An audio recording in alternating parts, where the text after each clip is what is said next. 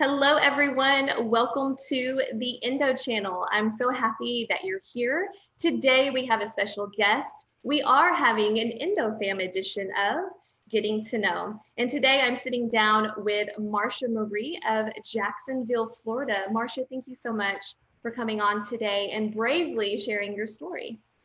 Thank you, Brittany. I think it is empowering and important for the Indo community to share their story because everyone's so different. Absolutely. I completely agree. And like we were discussing before the show, I feel as though that every single soul in this community can find and relate to some part of the story. Every woman's story is different. However, there's a piece of us in all of them, I feel. I agree. So, okay, let's get started. Now, you were diagnosed in 2008. And this was actually 2 years after your first and only child. Is that correct? That is correct. Okay. And so let's see. So you were diagnosed 2 weeks before finding out about pregnancy, correct? And this is when they had deemed you with pelvic inflammatory disease and told you that you would never get pregnant. So your diagnosis story is pretty interesting. Let's get into it. So, yeah, all throughout high school, I was that girl in class that had to leave class every time I had a period. Many times my mom had to come and pick me up from school or bring me a change of clothes. We had 7 classes back then. Our classes ranged from about 45 minutes to an hour in time. And literally every class period, I had to go to the bathroom. I had to make sure I went in between classes. And, the doctors were just telling me this is part of being a woman. And I remember questioning, how do these other girls do that? How are they not bleeding all over themselves? How are they not in the bathroom cramping so bad? I questioned how these other people did it. And I remember feeling like my teachers had a meeting about me, because I remember one time I asked my teacher, can I go to the bathroom? And she was like, well, didn't you go in your last class? And at that time I didn't have the courage to say, well, I'm bleeding golf ball size clots, and I really need to go before I bleed over my feminine products. And I mean, really, if I Bless had the your courage heart. to say it then, I probably still wouldn't, because that's embarrassing to say. Sure. I mean, you're young. You just started your cycle. Just starting a cycle for any young girl is embarrassing. It's, you just don't know what to do. You're just stepping into this part of your season. Part of your life. So to add on the confusion of what's going on with my body, is this normal? Is this not? And then them questioning you, I can't even imagine. I'm so sorry that happened. It was hard, and I was a very avid sports player. I was one of the guys. I was a real tough tomboy. I took a lot of pride in that. I barely even cried whenever I did get hurt while I was playing my sports. I remember being on the basketball court and running up the court and getting that oblivious right side flank pain, and just being like, oh, and not being able to continue running up the court, or being rounding the bases in softball and not being able to get to that next base that I knew that I should be able to get to, but this pain isn't letting me. And it And was hard. you had shared with me that you had fallen. You would fall sometimes, correct? Because of the pain while you were rounding bases and playing during your sports, right? I vividly remember one of my basketball games. We were running back up the court, and I was the forward. I had the ball, and I just had to pass it off and just go to my knee and hold my side. And I mean, still all I remember thinking is, this dang period pain. This is period pain. That's what I was told my whole life by all the doctors. It's part of being a woman. I had to tough it out, and I knew I was tough, but Yeah. I But then mean, you start to question yourself. Isn't that terrible? I was definitely questioning, am I really as tough as I think I am? Because if all these other girls in school can go through class and not have these problems, or if they can play these sports and not have these problems, why can't I? So at any point, did you feel deep down, did you think there's got to be something going on? Or was it still so early on and everyone's telling you this is normal? You didn't get that gut feeling just yet? To be honest, I think looking back, I just thought it was normal, that it was something that I just had to persevere through, that everyone else did it, all the other girls must be doing it, these women must be doing it, so I have to do it. Yeah, I mean, looking back, I don't think that I questioned if there was really something wrong, or if I just believed, all right, I got to toughen up and deal with this. So whenever you first started going to the doctors during your high school years, because this is when the pain started, when did you start your period? I At started what my age? period At what time? I'm sorry, what age? when I was 13. 13. Okay. So during these early adolescent years, when did you say, okay, let's go to the doctor and start explaining what's going on, and then them start to brush you off and or tell you, hey, this is normal? Was it like right after?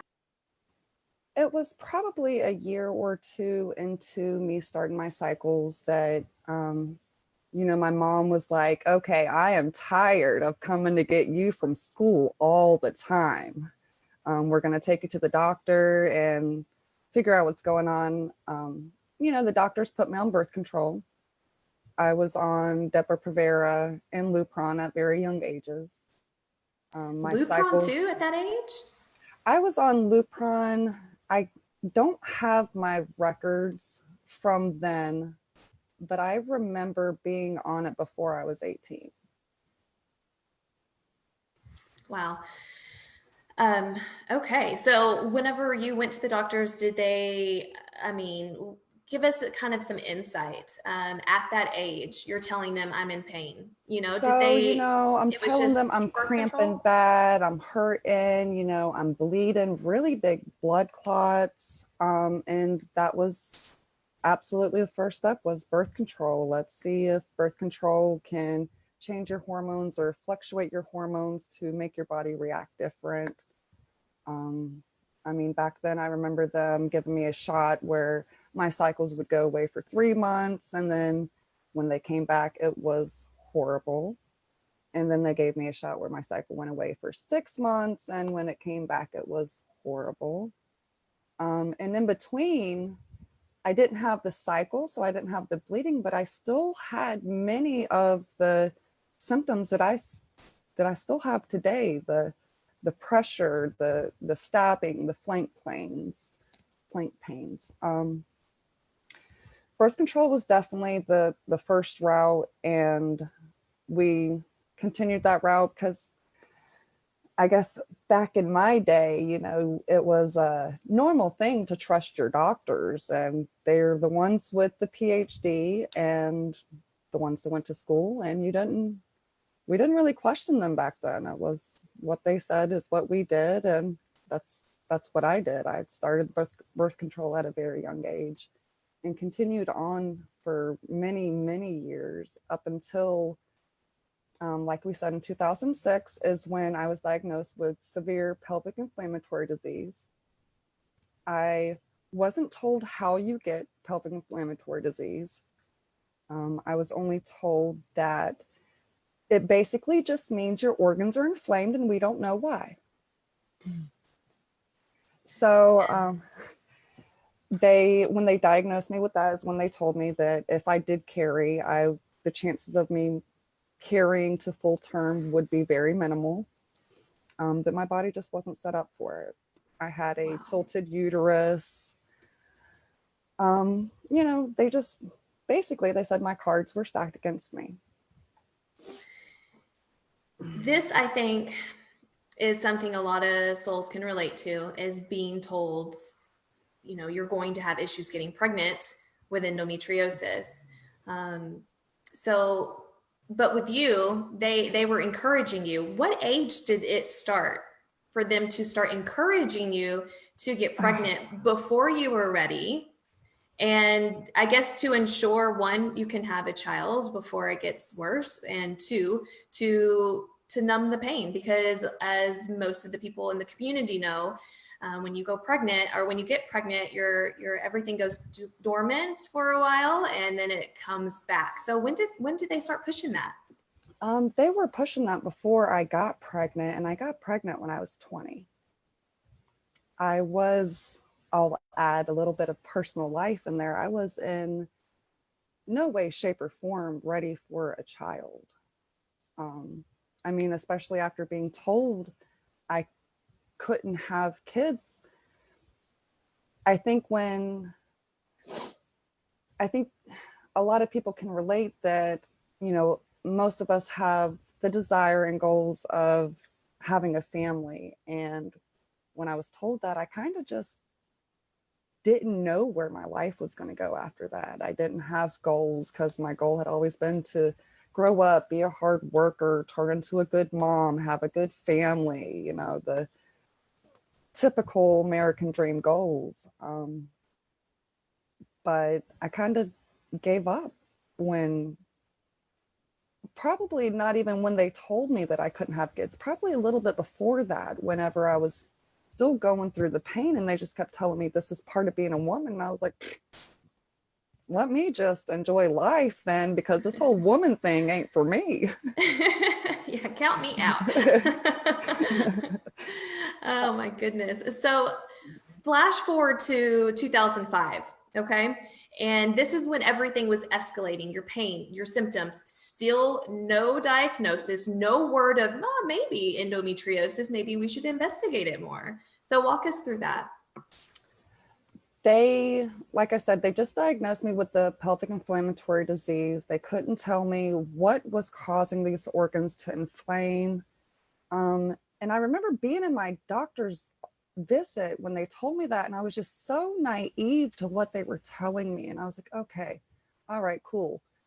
I'm going to go home and go on Google and figure what this stuff is. And it was really baffling to me to look up pelvic inflammatory disease, because I don't know what it says now, but I know when I looked it up before, it was a sexually transmitted disease.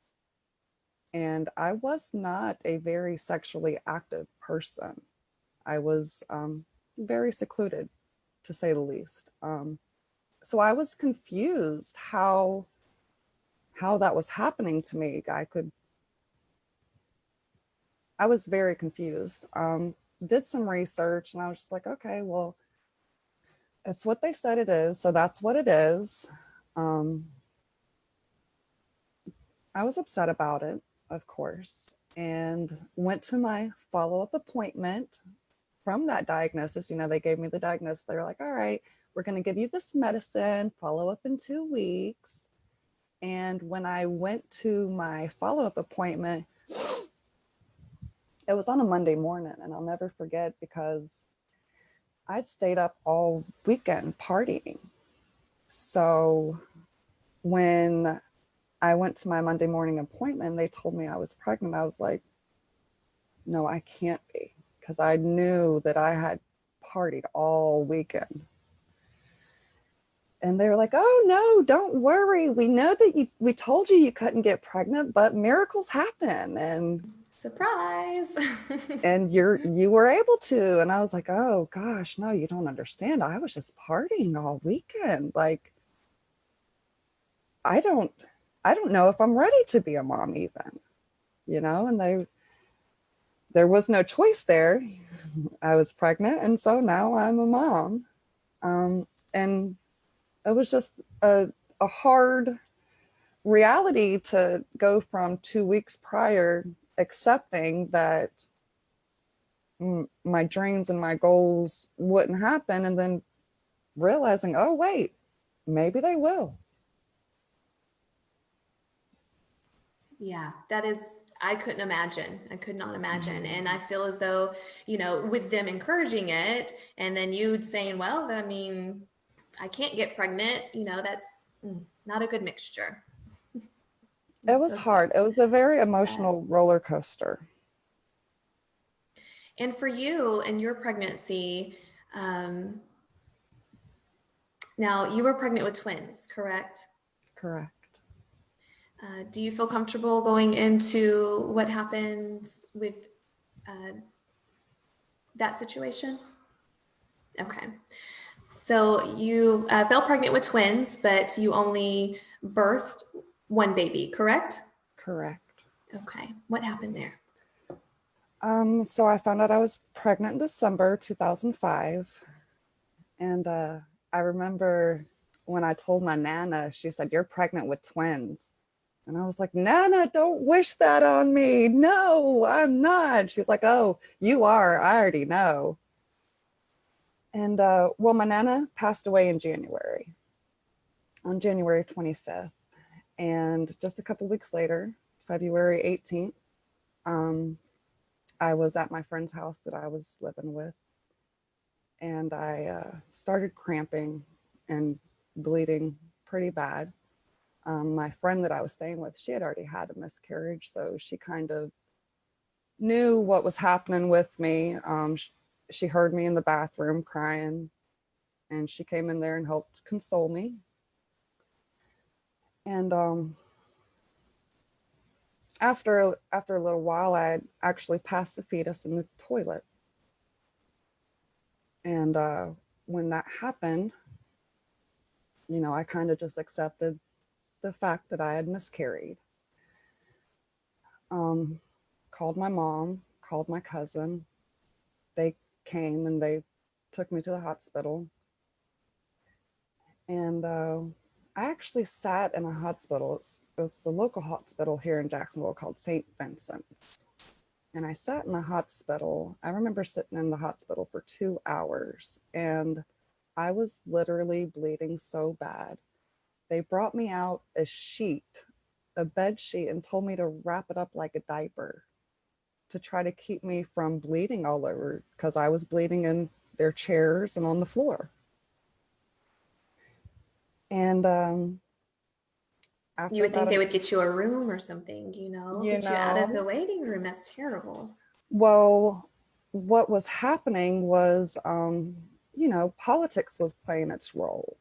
This was a religious-based hospital. And when they did take me back there to do my vitals, they did hear a heartbeat.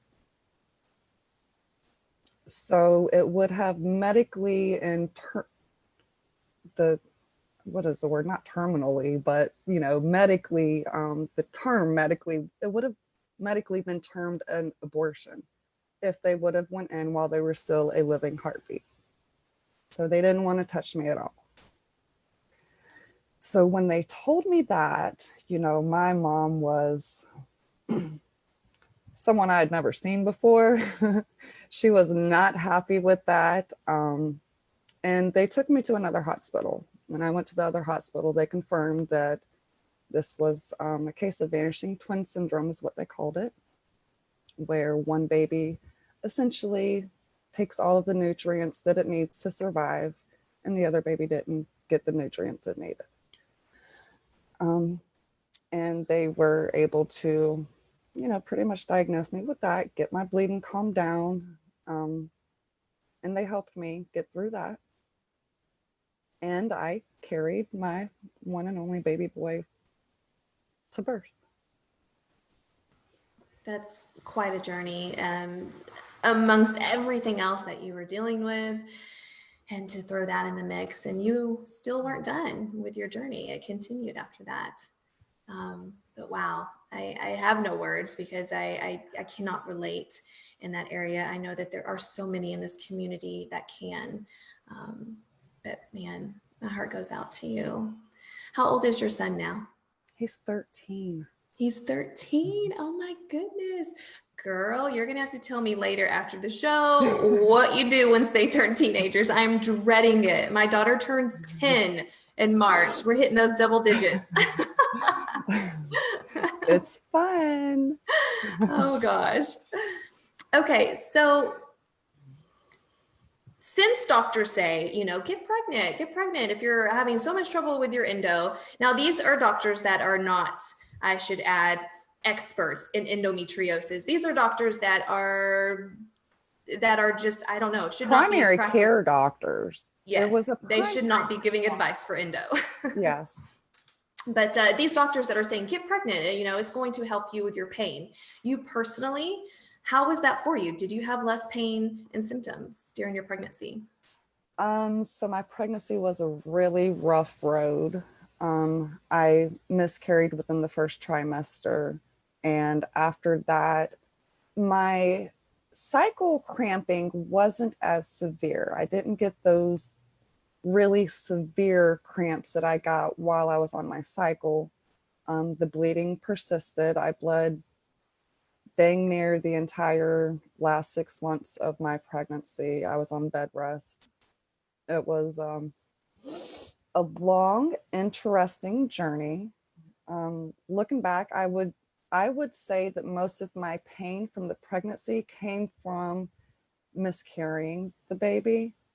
I question if how different things would have been, but I'll never know. But the pains and problems were very minimal compared to normal life outside of pregnancy. I started breastfeeding when I did deliver. I breastfed the baby. I had a little bit of a hard time producing sometimes, and didn't think anything of, with my hormones might be playing the role of this. The doctors told me he just don't like sitting that way to eat. But was this the same doctor that told you to get pregnant? No. But as soon as I quit breastfeeding, and I mean, it was almost immediate that everything returned with a vengeance. And I was right back. Now, instead of going to a primary care doctor, I'd learned what a OBGYN was and to go and see them all the time. So I actually started, I worked in a really small office with an office of less than 10 women, and like 3 or 4 of the women in my office went and saw the same GYN, and they had nothing but good things to say about him. So I jumped on board and went to see him too. Sure. Let me ask you this. Do they have endo? Actually, they did. Really? Okay. Continue. They did. Yeah. So I jumped on board, found this OBGYN, started seeking care with him, let him know what was going on. Never mentioned endometriosis, just told me, we can give you this birth control to help you with this and that birth control because this birth control didn't work. And then here's birth control C since A and B didn't work. And I literally tried every birth control, every oral type of birth control. I also tried the injected birth controls, but if they had to be inserted, I didn't want a IUD or Mirena or anything. I opted out of that.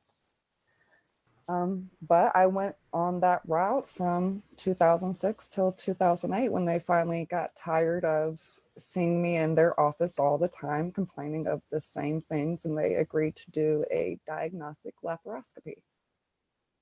Finally. So whenever they say this to you and they're like, let's do a diagnostic laparoscopy, did they mention endo, or were they just saying, let's just see what's going on because you keep coming in, we don't know where your symptoms are coming from? Did they run tests? All tests are coming clear. You look healthy. Everything looks good on paper, on exams and MRI scans, but yet, and I mean that's so common. So for people that are watching, if you have a daughter or if you yourself, if you are having issues, listen to your body, because endo is not detectable unless there's some evidence. If you have a very high skilled radiologist, they can pick up on evidence, but it's not in your face, black and white, this is endo, this is not.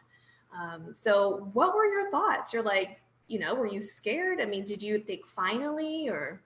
Well, I did think finally, because I was like, okay, they told me I had pelvic inflammatory disease. They didn't mention anything about, and the GYN never mentioned the word endometriosis beforehand ever. But, I recall the primary telling me I had pelvic inflammatory disease. So I was like, okay, maybe when they go in there, they'll find out why these dang organs keep bloating and getting so big. And I had a sense of relief feeling that I was going to have some type of answers. So tell us, after your surgery, the doctor comes to you and he's like, it's endo. He's not an expert. So share with us what he was able to share with you. My doctor came in and told me that I had endometriosis. And I remember asking him if that was an English word, because I just had never heard it and didn't even. Most people haven't. He was a foreign descent doctor, so I wasn't sure if he was. I have a pretty joking character, so I wasn't sure if he was joking with me or, if this was real life or what. So he did tell me, it's endometriosis. Endometriosis is only a disease where when you have your cycles, instead of the tissue going out your body, it fluctuates back into your body. But he told me that he got it all and not to worry, because it takes 5 years for a body to produce enough estrogen to feed the disease. Man, so your misinformation started out from the go. From the get-go. It was so convincing. I was so convinced, all right, great. I have at least 5 years before I have to deal with this. And especially if I stay on this birth control, because this birth control is my gateway to heaven pill. It is going to be awesome. It's going to make my life better. And I tried it. Mm-hmm. And I mean, you did what most people do. They listen to their doctor and they trust the fact that, well, he knows what he's talking about. And for you back then, this was when? 2008, correct? 2008. So back then, I mean, endometriosis awareness was, I mean, it is not like it is today, where even we're still screaming for more awareness, but it's come so far. And so back then, there wasn't a ton of groups and or, direction, support, women that have gone through it to say, okay, that doctor doesn't know what he's talking about, hop on over here and find you a good doctor. So what did you do? Like when, after that happened, and I guess how long did you get relief? And then what were your next steps? So after that surgery, that was my first surgery. And I can't lie, I felt like $1,000,000. I felt like a brand new person after surgery. I was back to work within 48 hours. I was full-time. Wow. Work within 48 hours. And I remember going to work and telling the girls in my office, I got diagnosed with endometriosis. And all of the girls that went to this GYN were like, oh, I have that too. And they were fine. They were fine. They didn't have recurrent problems. They stayed on whatever regimen that worked for them, that was able to sustain their symptoms and or disease. So this is interesting. Let me jump in just real quick. So, wow. Okay. So your first doctor, one, he was not an expert. He was not educated on it. So he gives you misinformation right after surgery, puts you on birth control, which is not what you needed. And then your environment that you're in, these other women have endometriosis as well. So you were introduced, not even knowing it, to the fact that every single case is different. So you can have one woman that's like, I've had one surgery, I'm completely fine, I can go on about my life, and I'm not sure why you're still struggling, but this is what I do. Well, not everything works for every soul. So wow, that you were introduced to that early. Definitely a tough battle, because after that, well, it wasn't too tough after the first surgery, because I did pretty good with the surgery. I recovered well. I was able to manage my symptoms more. I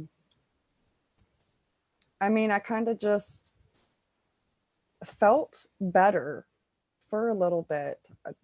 A month later, after my cycle came, I was like, this again. And I told the doctor, and he was like, oh, well, you know, the first cycle after surgery is normally a little bit rough. You know, your body is trying to readjust. Okay, cool. Well, then the second cycle comes, and I'm like, it's still there. This stuff again. And I mean, I had a heavy, heavy, heavy full 7 day cycle. That was my only normal. Was I knew for a fact when from the first day I bled, I would bleed for a heavy 7 days.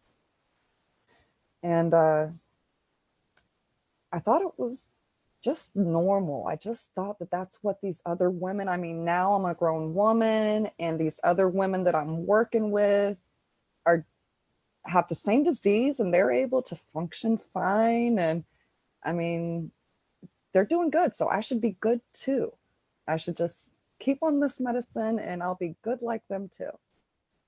So one thing different though about you and your surgery though, tell me this, it was this surgery, correct? That they left some disease behind and they actually told you about it. Yes? That was Or was that actually yours? the second surgery with Okay, them. so we'll get into that in a moment. My bad. No problem. So, let's see. This was post surgery, your second surgery. Okay. So, when did you start to really push saying this is still returning, my same debilitating pain and symptoms? And were you in a headspace of, I just need to go as long as I can? Or were you like, nope, let's go to the doctor right away and just keep pushing and pushing and pushing? No, I kept trying to just go as long as I could. I kept trying to, you know, they want you to try this birth control, and they want you to try it for so long because your body needs X amount of time to get used to it. Then it needs X amount of time to react to it. Then it needs X amount of time to recover from it before you start another one. So really, I was just following the doctor's plan of care. And that went on from 2006. And in 2008, I remember him telling me, you know, he was making a joke with me, and he was like, you've done ate up all the medicine I have to offer you. You know, we don't have any more birth controls except for the ones to be inserted. And he knew that I was dead set on not getting any. I've never been a fan of medicine. So it Same. was hard for me to agree to their plan of care and put myself, I I was crazy. I went crazy. And the medicine was, I mean, okay, so I'm a little crazy without the medicine, but the I think we medicine all are a probably little didn't help. crazy. It But I enhanced it. remember, like, after a couple years, I was just like, listen, dude, I don't want to keep on taking this medicine. And I told him, I mean, I was a single mom. I was working 2 full-time jobs to make ends meet. I told him I cannot keep missing work. I have to be able to function to provide for me and my kid. This medicine isn't helping. Go in there and rip these organs out if you have to. I don't want to keep living like this. I want to be a good mom to my son. And, you know, at that time we had to discuss, because I was young, you know, at that point I was probably only 23 or so. So I was very young. And, you know, he told me, well, you're not 30. You don't have at least 3 kids. So your insurance isn't going to allow you to have a hysterectomy. And I was just baffled, because I was like, but when you went in and did the surgery, you said that these organs looked nasty. He told me that was the worst he had ever seen. So why can't you take these organs? I'm asking you. And he was like, well, you know, insurance has to cover it, and they have these standards, the protocols that you have to meet. And I didn't fall in the criteria to qualify for a hysterectomy. And I mean, I understood the risk. I understood that it could put me into menopause early, the osteoporosis, the bone damage, the heart damage. I understood all of that. But I also understood I was the only one taking care of my kid. I was the only one making our life work. And I had to work to be able to do that. Mhm. So he agreed to go in and do another surgery. I also remember him telling me, because I told him, if you go in there and those ovaries are just as infested as they were last time, because they had multiple cysts on them. I told him, take them, please. I'd rather be able to be productive and work now than to keep on dealing with this because it's affecting my life.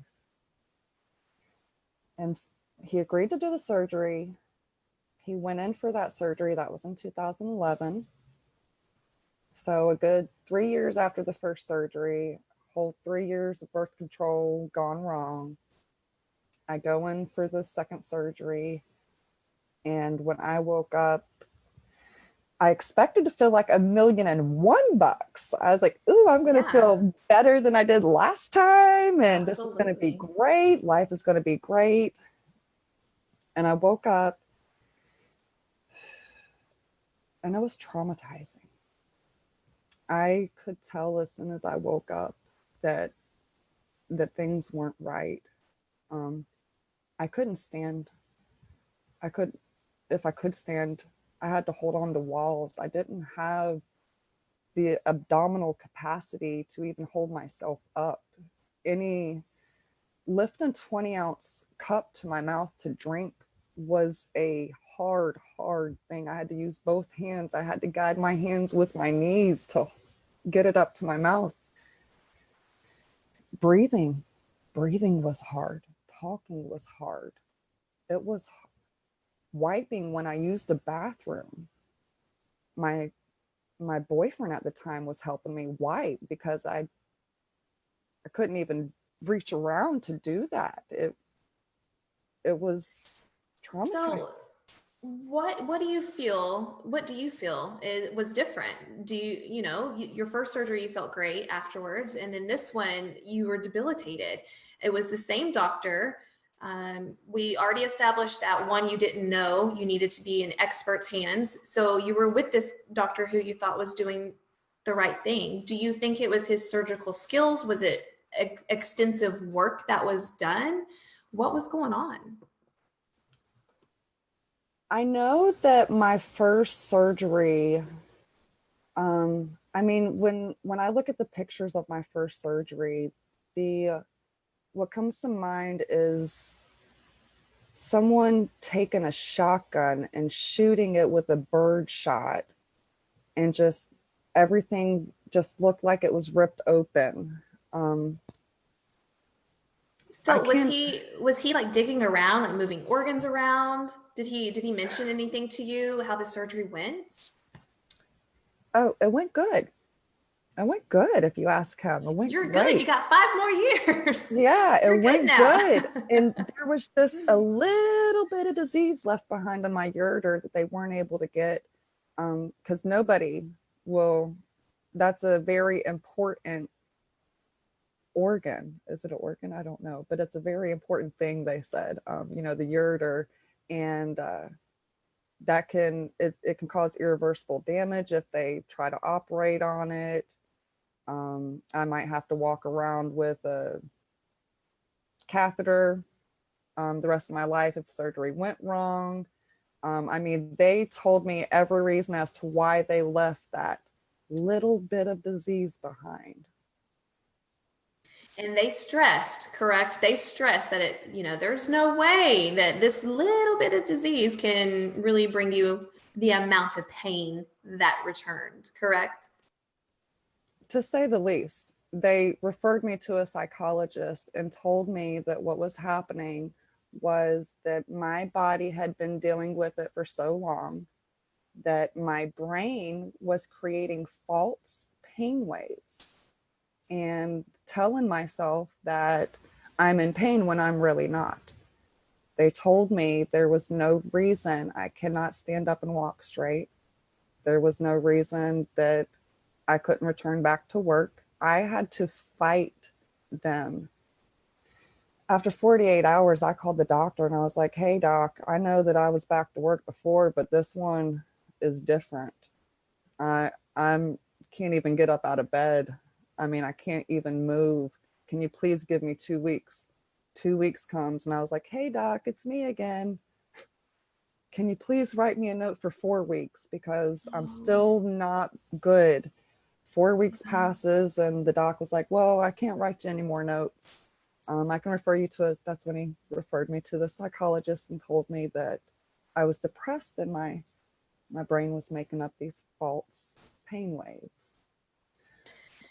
And just so I know the community knows, but other viewers that may see this that aren't endo educated, little tip, side note, endometriosis, there is no correlation to the amount of disease found to the pain that a soul is in. So that tiny little bit of disease that was left behind should not have ever been told to her, there's no way you're in this amount of pain, because it doesn't matter. There's been doctors, Dr. DeLumba, an expert in Denton, Texas, who has expressed that he will go in and a woman is like before surgery, just agonizing pain, and will go in and there's just a little bit of disease. And then the flip side, sometimes he'll operate on someone like, I could probably go a little while longer and push off the surgery, but then he goes in and they're eaten up with it. So it has no correlation. It's terrible. So that was like my breaking point. That's when I was like, what are these doctors talking about? Like, I was never one to exaggerate my pain. I was always one to belittle my own pain because I had that tough girl empowerment. I felt like I was that tough girl. So when they actually gave me a referral to the psychologist, I didn't go because I knew. I knew that there was no way my brain was telling my stomach to knot up and feel like it was ripping itself out. I mean, I knew it was the same pain I had been feeling, just more severe. Yeah. And, quick question. Before we move on from this, I don't want to miss this opportunity to ask you. So when they sent you to the psychologist, was there ever, because this is an opportunity I see for you, but I don't know if they missed it. Did they only focus on the fact that there was a little bit of disease left and you're in a lot of pain? Or were they focusing on, releasing you of maybe something that could be, you know what I mean, stirring things up, because our bodies are connected in that sense? Or was it only focused on you know what I mean? Like just trying to prove that you're crazy, if you will. That was the sole focus. It no longer mattered that they left disease behind. The sole focus was that my brain had been trained, so to speak, to feel this pain. And so the pain is what it was still feeling, even though they said the pain wasn't there anymore. That's terrible. So how long did that go on before you were like, that's enough? I'm going to do my own research and move on. Not long at all. At my follow-up appointment, the doctor suggested birth control. And I told him something that probably may not be appropriate, but I told him I do not, to say the least, I told him I do not need your birth control anymore. And I will not be back here because I am not crazy. I will not be going to the psychologist. I will do my own research and I will go from there. And that's exactly what I did. Awesome. So you, within your research, this is what led you to a true expert, correct, at the CEC, Center for Endometriosis Care? Correct. All right, So tell us about this, because I know that this was, in your eyes, going to be life-changing for you. You just found out, man, I should have been with an expert, and I'm 2 surgeries in, so this is serious. CEC, I mean, going to see any expert can be expensive. So you had to take out your very first loan, correct, in order to pay for it. And from my understanding, in your submission, it didn't even cover everything. It covered a certain few things, and you were still left with a hefty bill. yeah, exactly. So June 2011 was actually, it was May 2011 was my bad surgery. It took me a long time. I ended up getting fired from my job in August, and this was a long time job that I had. I had a future with this job. I had a great professional and personal relationship with my employer. Um, and my owner Was it due actually, to missing too much work? Okay.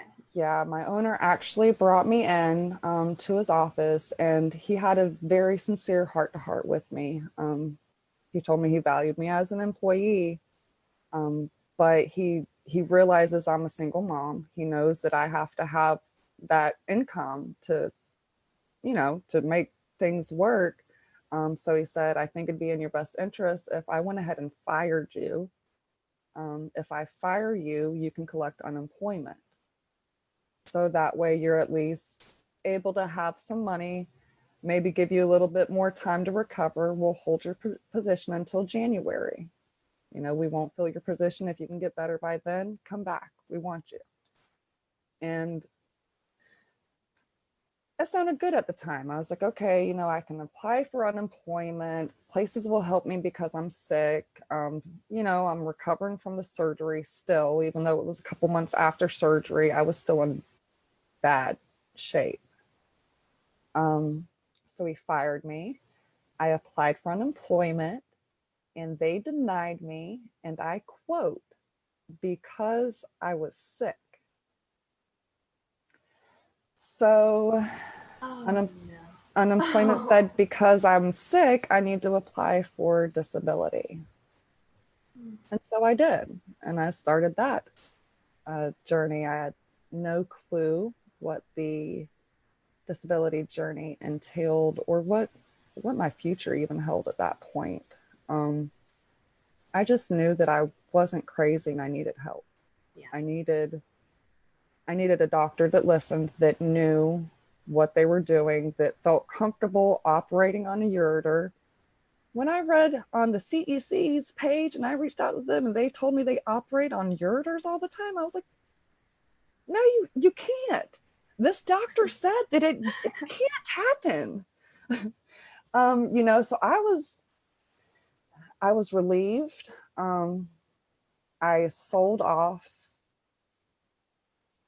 almost everything I owned and applied for disability.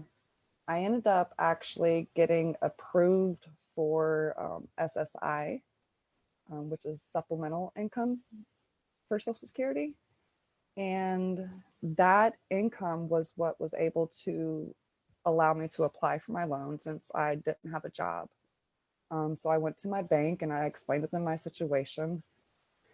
They let me take out, it wasn't a large loan, but it was my first loan ever for a couple $1,000s. And that covered the surgery deposit, that covered the flight and hotel expenses for me and my caretaker, and the food and transportation while we were there. And it didn't even cover the prescriptions. When I got released from the CEC, I did not have the hundred and some odd dollars to fill the prescription for the pain meds.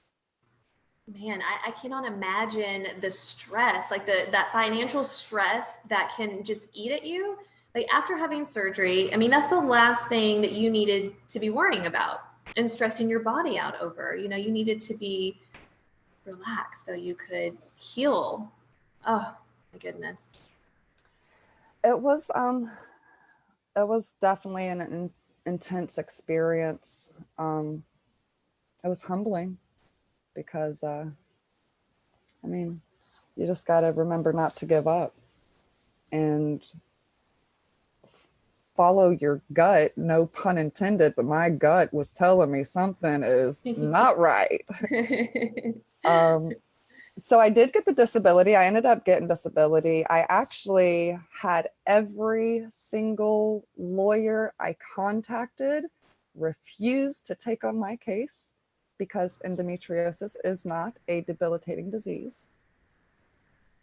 This was back when 2000. That was 2011. 2011. I loved this part of your story. Continue. No lawyer would take her, y'all. Nobody would help her. But what did you do? I got me a Facebook page. That's when I got Facebook. And I was like, you know what? Let me do some research.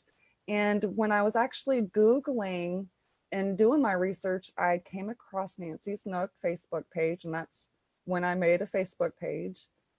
And just started reaching out to the doctors.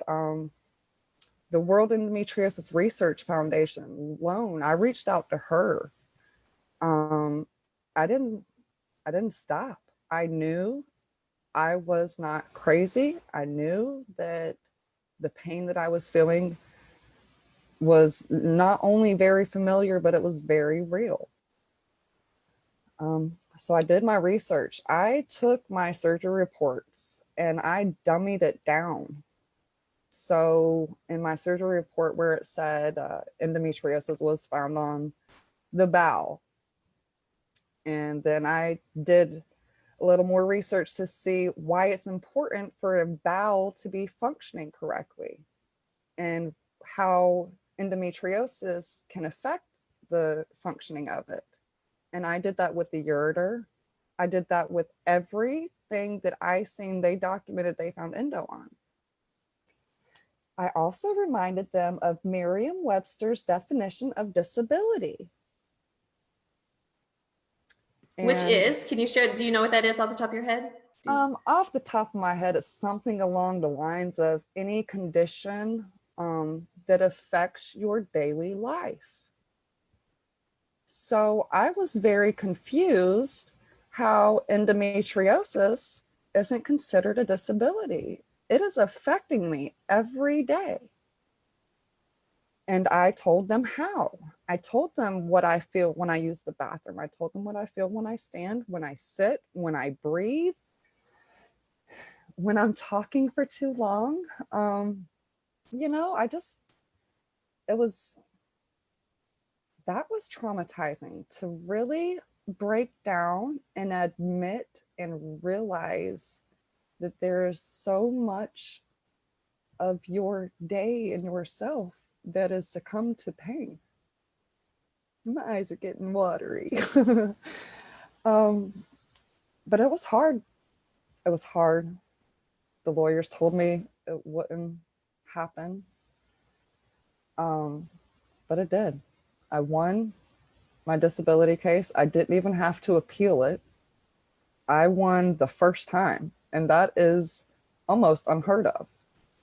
How did that make you feel? What washed over you whenever you found out that you won? That is amazing. I mean, what a task to take on by yourself. It was relieving because my son and I had gone through homelessness. You know, through the transition, my savings account, I only had enough savings in my account to last for a couple months of rent. After those couple months of rent were up, and I mean, when I lost my job, what I did was I went straight to my savings and I was like, hey, landlord, here's a couple months rent in advance. Hey, my electric company, here's a couple payments in advance, because I know that I don't have income, but I know that I need a place for my son and I to live. So it was a relief to know that I could provide that stability again. You know, that I felt it took a lot of weight from me, a lot away from me whenever it still does, when I feel like I can't provide for my child, when I feel like I am not that mom that I felt like I was before. Even though I had some pains before, it wasn't anything like after that bad surgery. My life has changed, and it's not gone back to before yet. Um, so it was a relief to know that I fought that and that I did what they told me I couldn't do. It was nice. I actually started advocating for endometriosis around that time. I was like, you know what? If this is happening to me, I can't imagine who else it's happening to that isn't talking about it. And that was actually whenever everything started up with the organization that was hosting events. I became a captain for Florida and started recruiting women from Florida, to go to DC with me every March, which is Endometriosis Awareness Month. And we would talk to legislators, Senate, Congress. We would talk to them and tell them, look, this is real life. This is what's really happening. And you're sending women to GYN that has no experience or specialty in the disease. It's like me breaking my nose and you sending me to an ears, nose, and throat doctor. They can't reconstruct my nose. They can look at it and tell me it's a broken nose. So, and that was my fight with them. It really, really encouraged and inspired me to speak out more about it then. So whenever you did, I want to ask really quickly, whenever you went and spoke with people, legislators and whatnot, what were their reactions? Were they receptive to what you had to say? They seemed to be. They all seemed to be good appointments. I don't recall ever walking out of a meeting and feeling like, man, they just didn't listen or they just don't understand. But that may be part of the politics, is making someone feel like you're listening and hearing them out. That said, we don't have any bills getting written enforcing GYNs to be specialized to operate on this disease. We don't have bills enforcing the medical coding to be coded properly so these specialists can operate on us. So I feel like it was productive, but the fight's not over. There's a lot of work to be done. Absolutely. I completely agree with that. Absolutely.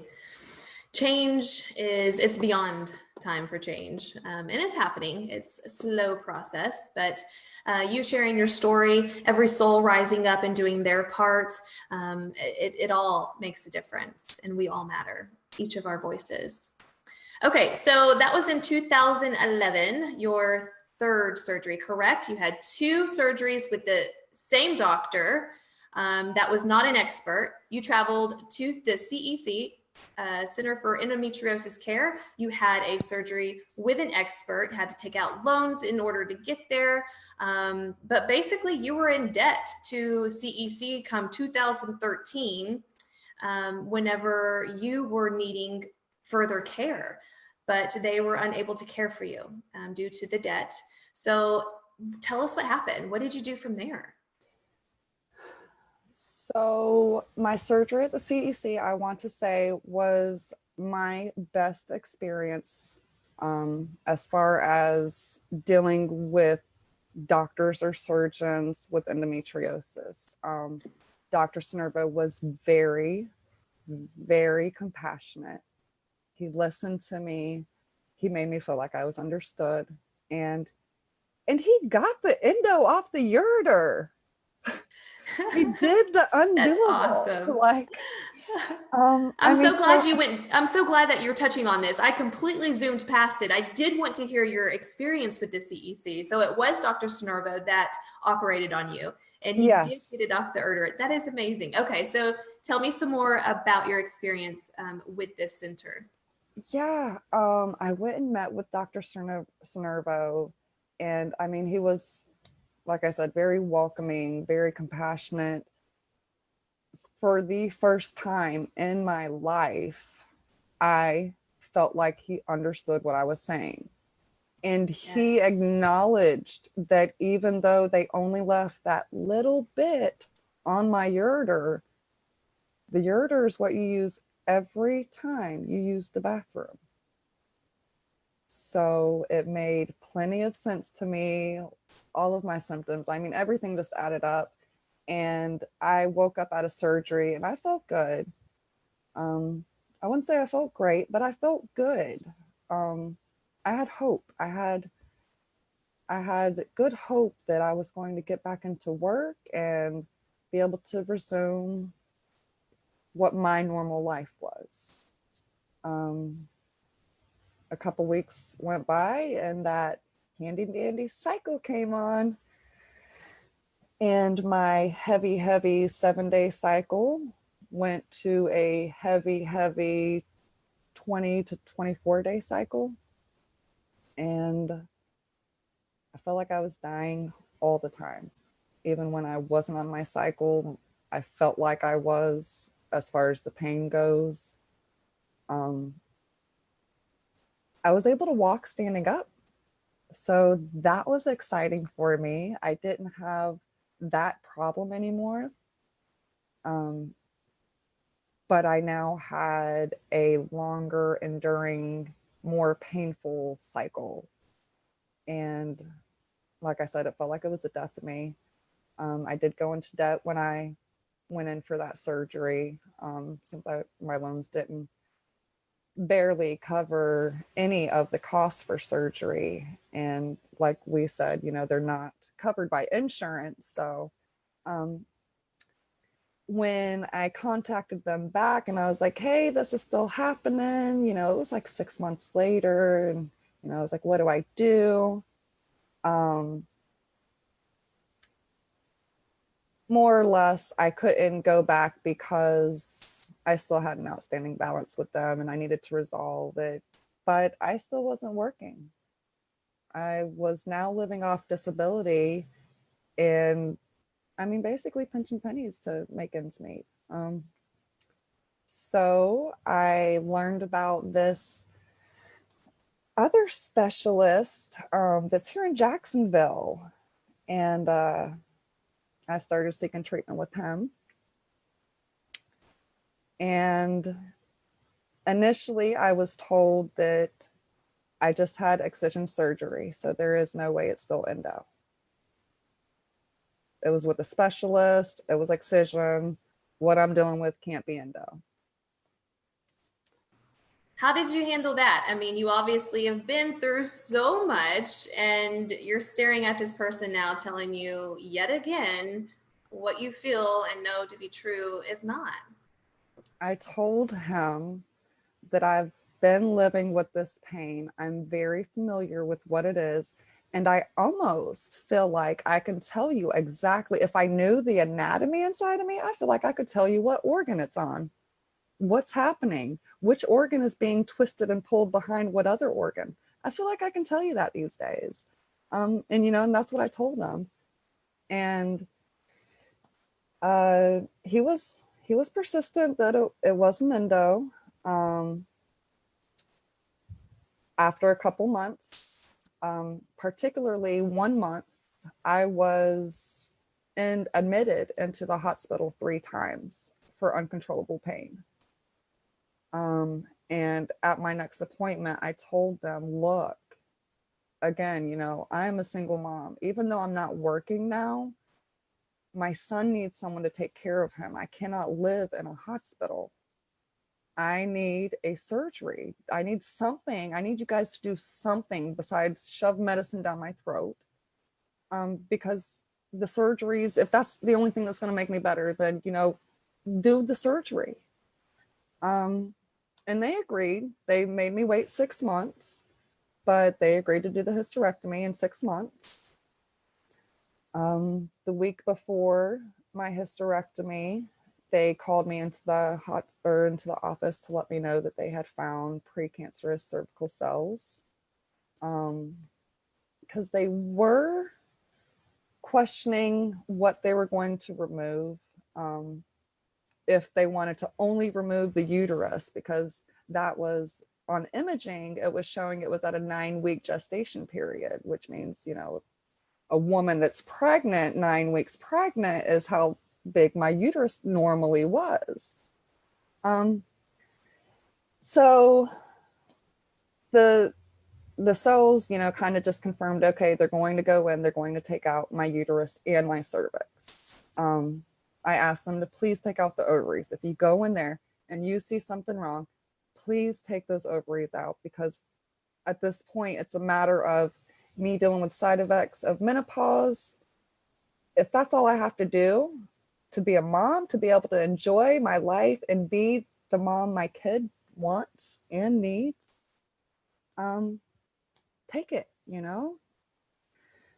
And they assured me they would, actually. And I woke up out of surgery. I didn't see my doctor after surgery. I was told to see them at my follow-up appointment. And when I went for my follow-up appointment, my insurance had lapsed. And even though the post-op appointment was covered in the paid-for surgery package, they refused to see me. No. So did they not have any type of conversation with you post-surgery? This is what we found. This is where we found it. X, Y, Z. Not in the hospital. Wow. Okay. But they did have a nurse that was so kind when, okay, so I kind of went crazy when they denied seeing me. I was like, listen here, I've got this paper right here that shows this appointment was paid for already. Mm-hmm. So this nice nurse ended up coming out into the lobby with me and my mom and all the other patients sitting in the lobby, and sat down in the chair with us and discussed the endometriosis that was found on my vagina and other organs during the surgery. And it was pretty embarrassing. I'm really struggling to understand why they took this approach. I mean, I don't know the exact rules. I just know that after surgery, that's for me at least. I mean, every single doctor would come in there and talk to my husband and tell them what they found, because I was, you know, drugged up. But for them to not do that and then do that in the waiting area, that's, wow. Was she nice? You did say she was nice at least. Oh, she was a really, I mean, I'm so confused by this. She felt horrible that they were refusing to see me, because the facts were in black and white. The post-op appointment had been paid for, you know, so, but I guess you have to have active insurance to actually get into a visit. She was very nice. I am pretty positive I could have had a lawsuit, especially as far as HIPAA violations go, just solely because of them discussing the stuff with me in the lobby with the other patients. But I appreciated the information that she gave me, and the acknowledgement. I mean, my goodness. Wow. Oh my goodness. So let's see. Tell us what happened from there. I mean, you're embarrassed. She's discussing all of this with you. They won't see you at your appointment. Do you give up? Do you keep trying to see this doctor? No, I do not. At this point, I have learned my mental health is important.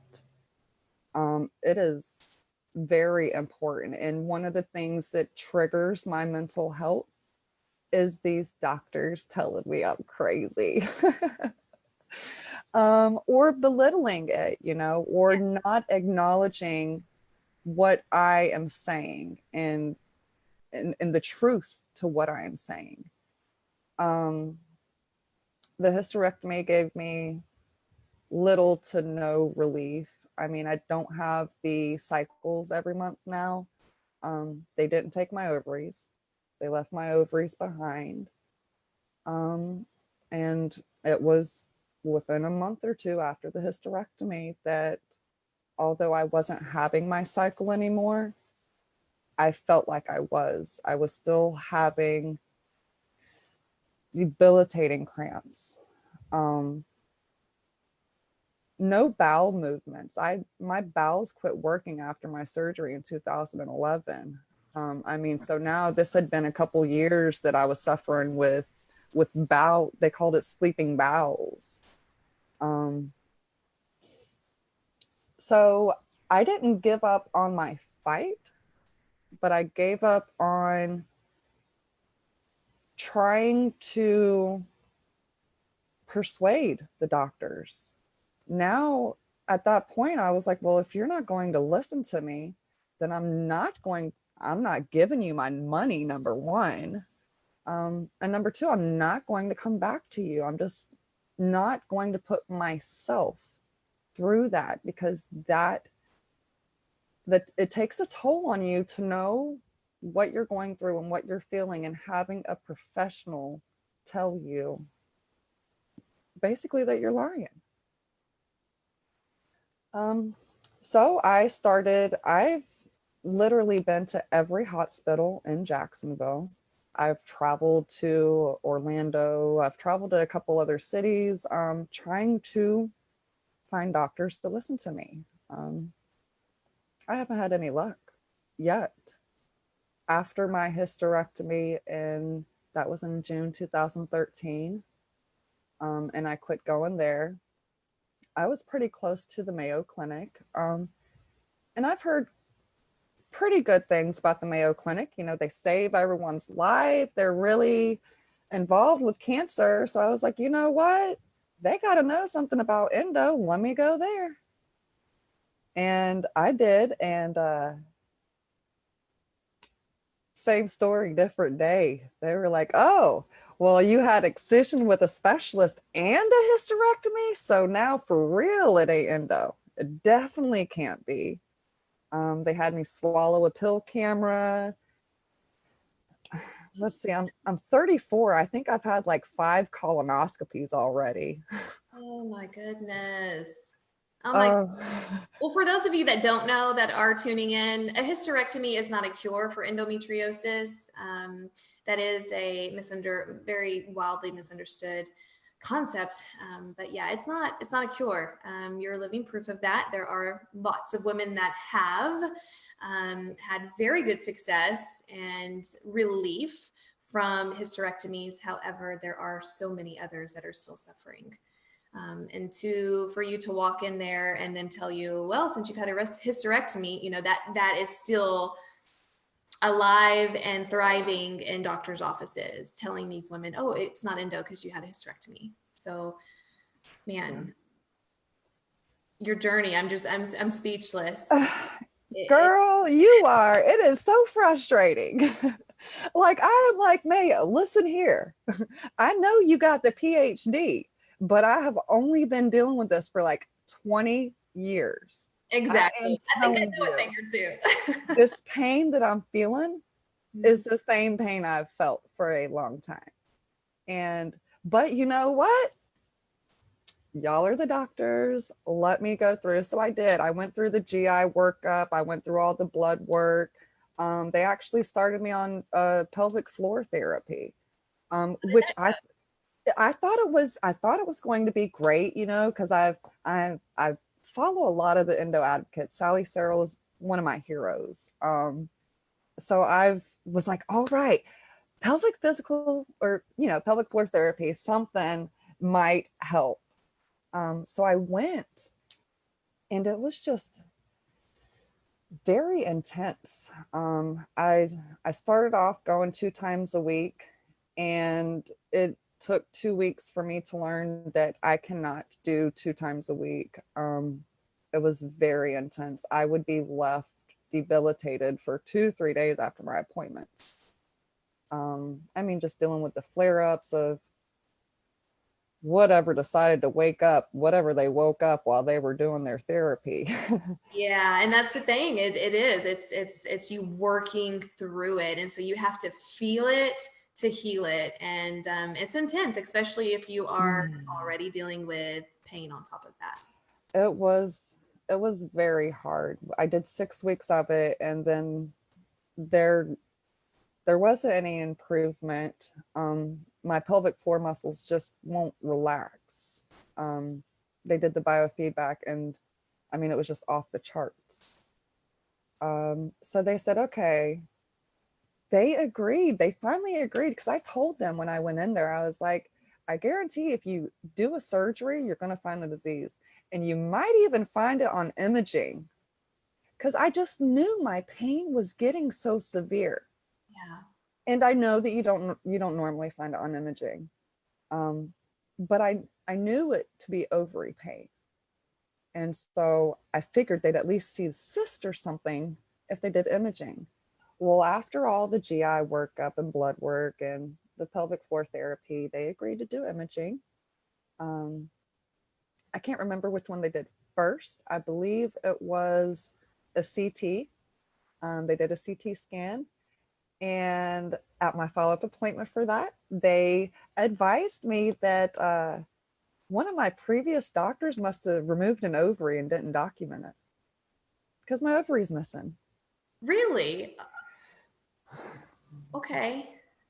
So I told them that's kind of odd. I mean, I guess I understand that mistakes happen, but I feel like if a doctor removes an ovary, I mean, you might not, maybe they forget to put how they removed it, but to forget to put it in the report is just astounding to me. And I know that both my ovaries were there in my hysterectomy. So what happened in that year, because I had imaging throughout emergency room visits. So I knew both ovaries were there. Right. So I'm trying to figure out what happened to this ovary. And I'm expressing this concern with them. I'm letting them know, I know that at my last surgery, my ovary was there. So can we do an MRI? And they agreed. So they sent me off for the MRI. They found my missing ovary stuck to the back of my bladder with an endometrioma in it.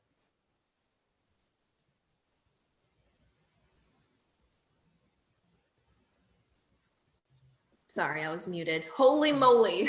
Ouch. Wow. Wow, wow, wow. So what did they suggest at that point? Lupron. 6 months of Lupron. Their plan of care is they don't want to operate because the the adhesions that are caused from surgery would likely imitate the endometriosis pain that I'm already experiencing, they said. I mean, so when they told me that automatically, from my experience, that told me you are not experienced and comfortable in doing the surgery correctly. So I was okay with that, with them inadvertently admitting that, but acknowledging that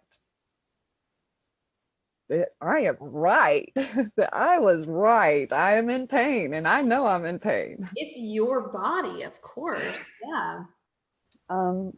So when I told them, and I didn't even have to go home. I had already printed out Lupron facts, the statistics. I mean, I follow Dr. DeLumba, I follow Redwine, I follow Cook, I follow all of them. I stay up to date on the research, or I try to. So I had a good amount of information, proving that number one, Lupron does not diminish or dissipate our disease in any way. Good for you. I told them that I'd been on Lupron before. They had already shut down my system for a year before. So no, I wasn't going to submit myself to that treatment. So were they saying you have to do this in order for us to move forward with anything, treatment, surgery? That was their plan of care. And I refused their plan of care. because I refused the Lupron. Yeah. Good for you. It's probably the best decision you've made. Honestly. I mean, for me, it is. Help some women. I will say that. Like you, I'm not a big fan of medicine, but we will throw that in there. It has helped some women. Every soul is different. But man, the side effects, the irreversible side Yeah. effects, it's not worth it. I can't really say that, I guess. Maybe to somebody that it helps, but man, it's bad. I had decided for myself, you know, especially with my history with the medicine, with my history with the other birth controls, with my experience and knowledge, and understanding that these medicines had not done anything for me. I was confident in my decision of refusing that plan of care, but now that has put me in a really big predicament with disability. I don't feel like I should be forced to submit myself to an inexperienced doctor, physically, mentally, or emotionally. Completely agree. And the way disability sees it, after Mayo, I quit. I mean, Mayo was my last option. They were last network in Jacksonville that I hadn't gone to yet. So I quit going to the doctor. I started following a couple of our endo advocates, Aubrey Daimler, her holistic health approach to conquering endo. Started following her, started working with her, trying to get a grip on how I can sustain life for me right now while going through this. And basically disability says that I'm not sick because I'm not going to the doctor. And it doesn't matter that I have the documented endometrioma, which in 2014 was a third the size of my ovary. So I'm not sure the progression of it, but I imagine it hasn't went away.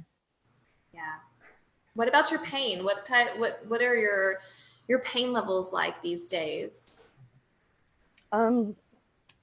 My pain levels, so as far as scale wise, I have minimal days now where they're on a 7 to 10 scale, but every day is a 6. I know that's relatable to every single endo soul that is watching that. Extremely relatable. And I know that it's really hard for people that are not Endofam to really, really understand that scale. When we say a 6 and they're just, like, or even in the hospital, they're like, okay, give me a break. Really? Yeah. Or if you're in the hospital, you're probably at an 8 or a 9. But yeah, it's real. It's real.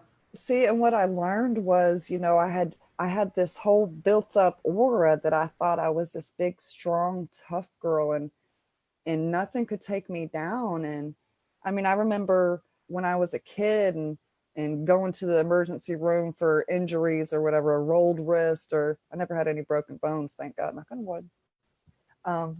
But any sprains or twists or anything, I prided myself on the fact that I'd go in there and give them a low number.